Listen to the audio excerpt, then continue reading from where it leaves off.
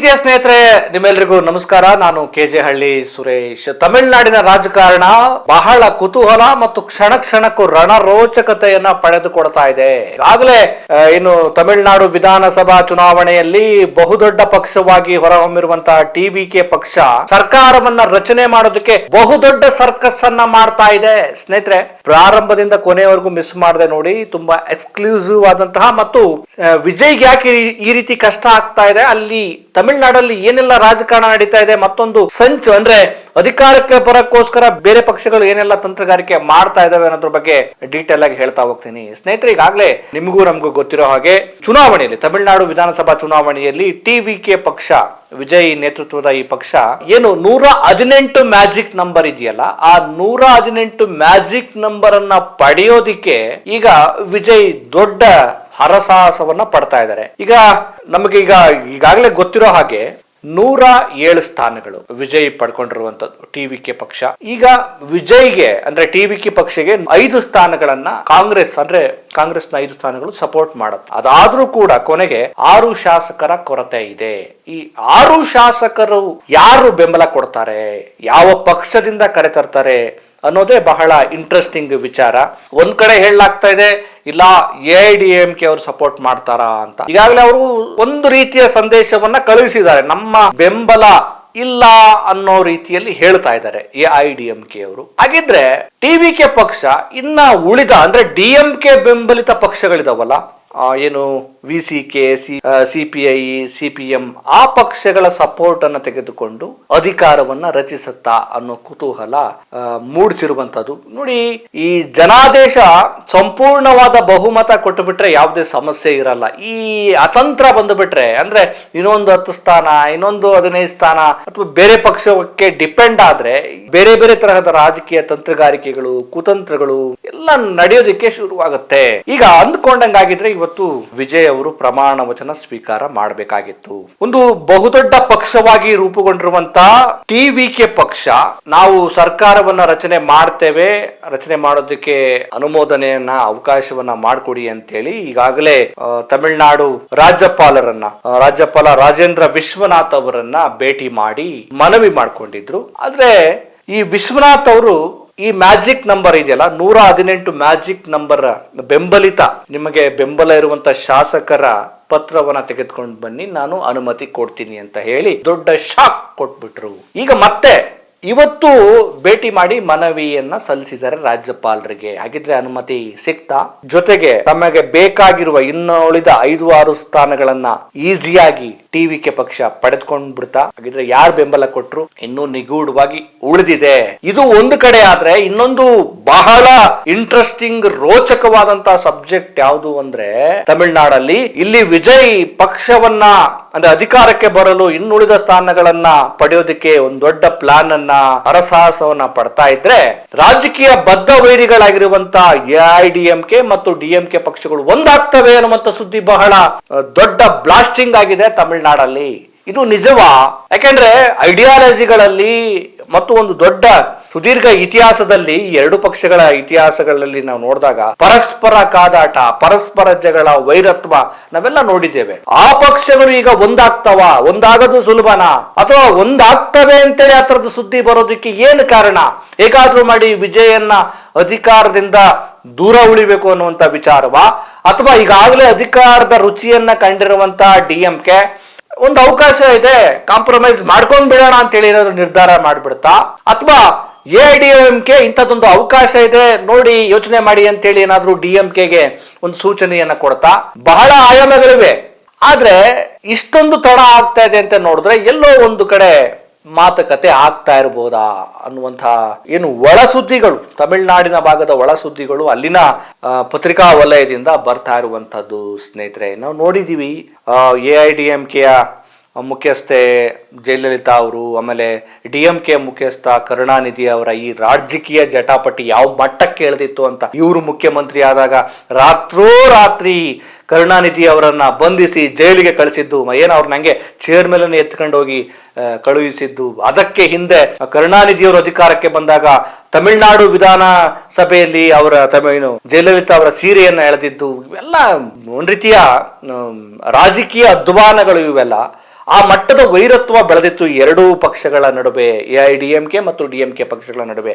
ಅಂತಹ ರಾಜಕೀಯ ವೈರತ್ವ ಮತ್ತು ಐಡಿಯಾಲಜಿಗಳಲ್ಲಿ ಸ್ವಲ್ಪ ಭಿನ್ನತೆ ಇಟ್ಕೊಂಡಿರುವಂತಹ ಪಕ್ಷಗಳು ಈಗ ಒಂದಾಗುವ ಮನಸ್ಸನ್ನ, ಇದು ಕನ್ಫರ್ಮ್ ಇಲ್ಲ, ಆ ಥರದೊಂದು ಸುದ್ದಿ ಬರ್ತಾ ಇದೆ. ಒಂದಾಗುವ ಚರ್ಚೆ ಯಾಕೆ ಆಗಬಾರ್ದು, ಯಾಕೆ ಅವಕಾಶ ಇದೆ, ಯಾಕೆ ಟ್ರೈ ಮಾಡಬಾರ್ದು ಅನ್ನುವಂತ ಯೋಚನೆ ಮಾಡ್ತಾ ಇದ್ದಾರೆ ಅನ್ನುವಂತ ಸುದ್ದಿ ಬರ್ತಾ ಇರೋದನ್ನ ನೋಡಿದ್ರೆ ನಮ್ಮ ರಾಜಕೀಯ ಅಧಪತನ ಯಾವ ಮಟ್ಟಕ್ಕೆ ಹೋಗ್ತಾ ಇದೆ ಅಂತ, ಅಧಿಕಾರಕ್ಕೋಸ್ಕರ ಯಾವ ಲೆವೆಲ್ಗೂ ಹೋಗ್ಬಿಡ್ತೀವಿ, ಯಾವ ತರಹದ ಕಾಂಪ್ರಮೈಸ್ಗೂ ರೆಡಿ ಆಗ್ತೀವಿ ಅನ್ನೋ ಸಂದೇಶವನ್ನ ಇವರು ಕೊಡ್ತಾ ಇದ್ದಾರೆ. ಇನ್ನು ರಾಜ್ಯಪಾಲರ ನಡೆ ಬಗ್ಗೆ ನಾನು ಮಾತಾಡ್ತೀನಿ ಸ್ನೇಹಿತರೆ. ಆಗ ನೋಡಿದ್ರೆ ತಮಿಳುನಾಡಲ್ಲಿ ಒಂದು ಅತಿ ದೊಡ್ಡ ಪಕ್ಷವಾಗಿ ಬಹುಮತ, ಸರಳ ಬಹುಮತ ಬರದೇ ಇದ್ರು ಕೂಡ ಅತಿ ದೊಡ್ಡ ಪಕ್ಷವಾಗಿ ಹೊರಹೊಮ್ಮಿರುವುದು ವಿಜಯ್ ನೇತೃತ್ವದ TVK ಪಕ್ಷ. ಅಂದ್ರೆ ಜನ ಈ ಪಕ್ಷಕ್ಕೆ ಬೆಂಬಲವನ್ನ ಕೊಟ್ಟಿದ್ದಾರೆ, ತಮ್ಮ ಬೆಂಬಲವನ್ನ ಕೊಟ್ಟಿದ್ದಾರೆ ಅನ್ನೋದು ಇದರಿಂದ ಅರ್ಥ ಆಗುವಂತದ್ದು. ಹಾಗಾಗಿ ಆ ಪಕ್ಷ ಸರ್ಕಾರ ರಚನೆ ಮಾಡುತ್ತೆ ಅಂತ ಮಾಡಲು ಮುಂದಾದಾಗ ಇನ್ನುಳಿದ ಪಕ್ಷಗಳು ತಮಗೆ ಕೊಟ್ಟಿರುವ ಜನಾದೇಶವನ್ನ, ಅಂದ್ರೆ ನೀವು ವಿರೋಧ ಪಕ್ಷದ ಸ್ಥಾನದಲ್ಲಿ ಕುಳಿತುಕೊಳ್ಳಿ, ನೀವು ಅಧಿಕಾರವನ್ನು ನಡೆಸೋದಕ್ಕೆ ಸದ್ಯಕ್ಕೆ ಅಸಮರ್ಥರು ಅಂತ ಹೇಳಿರುವ ಸಂದೇಶವನ್ನ ಸ್ವಾಗತಿಸಿ ನೀವು ಸರ್ಕಾರ ರಚನೆ ಮಾಡಿ ಅಂತ ಹೇಳಿ ಅವಕಾಶ ಮಾಡಿಕೊಡೋದು, ಸುಮ್ಮನೆ ಇವರು ವಿರೋಧ ಪಕ್ಷದ ಸ್ಥಾನದಲ್ಲಿ ಕೂರೋದು ಒಂದು ಒಳ್ಳೆಯ ರಾಜಕೀಯ ನಡಾವಳಿ. ಆದ್ರೆ ಇವರು ಸಿಕ್ಕಿರುವ ಅವಕಾಶವನ್ನ ಯಾಕೆ ಬಿಡಬಾರ್ದು ಅಂತೇಳಿ ಯೋಚನೆ ಮಾಡ್ತಾರೆ ಅಂತ ಸುದ್ದಿ ಬರ್ತಾ ಇರೋದನ್ನ ನೋಡಿದ್ರೆ ಇಲ್ಲಿ ಅಧಿಕಾರಕ್ಕೆ ಏನ್ ಬೇಕಾದ್ರೂ ಮಾಡೋದಕ್ಕೆ ರೆಡಿ ಆಗಿದ್ದಾರೆ ಅನ್ನುವಂಥದ್ದು ನೋಡಿ. ಆಗ ನೋಡಿದ್ರೆ ಈ TVK ಪಕ್ಷ AIADMK ಪಕ್ಷದ ಬೆಂಬಲಿತ ಪಕ್ಷಗಳ ಸಪೋರ್ಟ್ ಅನ್ನ ತೆಗೆದುಕೊಳ್ಬೇಕು, ಮಾತುಕತೆ ಮಾಡಬೇಕು ಅಂತ ಯೋಚನೆ ಮಾಡ್ತಾ ಇತ್ತು. ಈ VCK ಪಕ್ಷ 2 ಸ್ಥಾನ ಪಡ್ಕೊಂಡಿದೆ, ಆಮೇಲೆ CPI, CPM ನ್ಯಾವ್ಯಾವ ಪಕ್ಷಗಳಿದಾವೆ. ಆ ಪಕ್ಷಗಳ ಜೊತೆ ಮಾತುಕತೆ ಈಗ ಕ್ಯಾನ್ಸಲ್ ಆಗಿದೆ. ಇದನ್ನು ನೋಡಿದ್ರೆ ಏನೋ ನಡೀತಾ ಇದೆಯಪ್ಪ ತಮಿಳುನಾಡಲ್ಲಿ ಅನ್ನೋದು ಗೊತ್ತಾಗತ್ತೆ, ನೋಡ್ಬೇಕು. ಆಮೇಲೆ ಇನ್ನೊಂದು ಇಂಟ್ರೆಸ್ಟಿಂಗ್ ಏನು ಅಂದ್ರೆ ಈ ರಾಜ್ಯಪಾಲರು ಇದೊಂದು ಸಾಂವಿಧಾನಿಕ ಹುದ್ದೆ. ಸಹಜವಾಗಿ ರಾಜ್ಯಪಾಲರು ಯಾವ ಪಕ್ಷ ಅತಿ ದೊಡ್ಡ ಚುನಾವಣೆ ನಂತರ ಸರಳ ಬಹುಮತ ಬರದೇ ಇದ್ರು ಕೂಡ ಒಂದು ಅತಿ ದೊಡ್ಡ ಪಕ್ಷವಾಗಿ ಹೊರಹೊಮ್ಮಿರುವಂತ ಒಂದು ಪಕ್ಷಕ್ಕೆ ಸರ್ಕಾರ ರಚನೆಗೆ ಅವಕಾಶವನ್ನ ಮಾಡಿಕೊಡ್ಬೇಕು. ಆದ್ರೆ ಇವರು ರಾಜ್ಯಪಾಲರು, ತಮಿಳುನಾಡಿನ ರಾಜ್ಯಪಾಲರು ರಾಜೇಂದ್ರ ವಿಶ್ವನಾಥ್ ಅವರು ವಿಜಯ್ಗೆ ಶಾಕ್ ಕೊಟ್ಟಿರೋದೇನು ಅಂದ್ರೆ, ನೀವು ನಮಗೆ ನಿಮ್ಮ ಬಹುಮತವನ್ನ ತೋರಿಸಿ ಅಂತ ಹೇಳಿದರು. ಬಹುಮತವನ್ನ ಈಗ ಈ ತರದ ಬಿಕ್ಕಟ್ಟು ಉಂಟಾದಾಗ ನಮ್ಮ ಕರ್ನಾಟಕದ್ದೇ ಒಂದು ಪ್ರಕರಣ ಇದೆ, SR ಬೊಮ್ಮಾಯಿ ಪ್ರಕರಣ, ಬೊಮ್ಮಾಯಿ ವರ್ಸಸ್ ಅದೊಂದು ಪ್ರಕರಣ ಇದೆ.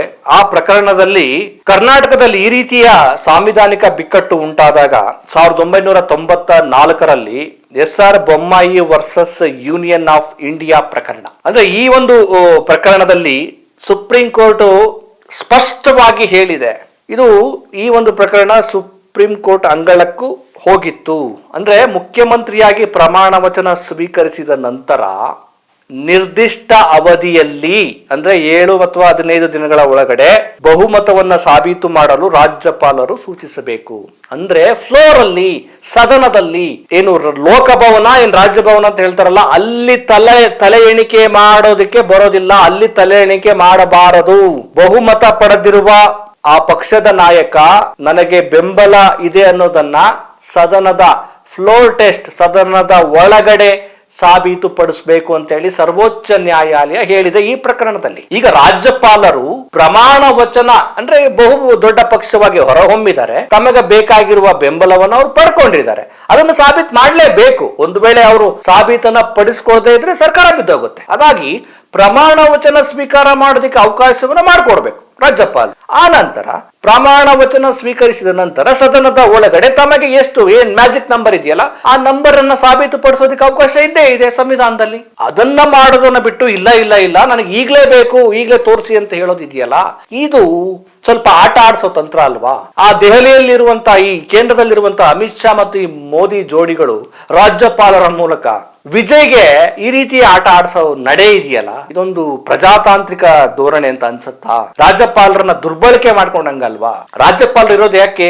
ಒಂದು ಸರ್ಕಾರ ರಚನೆ ಆಗಲು, ಆ ಮೂಲಕ ಆ ಸರ್ಕಾರ ಸುಸೂತ್ರವಾಗಿ ಆಡಳಿತ ನಡೆಸಲು ಅನುಕೂಲ ಆಗುವ ನಿಟ್ಟಿನಲ್ಲಿ ಇವ್ರು ಕೆಲಸ ಮಾಡ್ಬೇಕು. ಅದನ್ನ ಬಿಟ್ಟು ನನಗೆ ಈಗಲೇ ನಿಮ್ಮ ಬಹುಮತವನ್ನ ಸಾಬೀತುಪಡಿಸಿ, ರಾಜಭವನದಲ್ಲೇ ಸಾಬೀತುಪಡಿಸಿ, ಇಲ್ಲೇ ತಲೆ ಎಣಿಕೆ ಮಾಡ್ತೀನಿ ಅನ್ನೋದಿದೆಯಲ್ಲ, ಇದು ಯಾವ ನಡೆ? ಇದು ಏನನ್ನ ಸೂಚಿಸುತ್ತೆ ಅನ್ನೋದು ಈಗ ಮತ್ತೊಂದು ಪ್ರಶ್ನೆಯಾಗಿದೆ. ಸ್ನೇಹಿತರೆ, ನಾವು ಈ ಹಿಂದೆ ಕರ್ನಾಟಕದಲ್ಲಿ ನೋಡಿದ್ವಿ 2018ರಲ್ಲಿ ಯಡಿಯೂರಪ್ಪನವರು ಅಂದ್ರೆ ಬಿಜೆಪಿ ಸರ್ಕಾರ ಬಹುದೊಡ್ಡ ಸರ್ಕಾರವಾಗಿ ಹೊರಹೊಮ್ಮಿತ್ತು.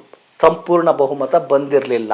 ಆದ್ರೆ ರಾಜ್ಯಪಾಲರು ಯಡಿಯೂರಪ್ಪನವರಿಗೆ ಸರ್ಕಾರ ರಚನೆಗೆ ಅವಕಾಶವನ್ನ ಮಾಡಿಕೊಟ್ರು. ಆದ್ರೆ ಅವರು ಪ್ರಮಾಣ ವಚನ ಸ್ವೀಕರಿಸ್ತಾರೆ.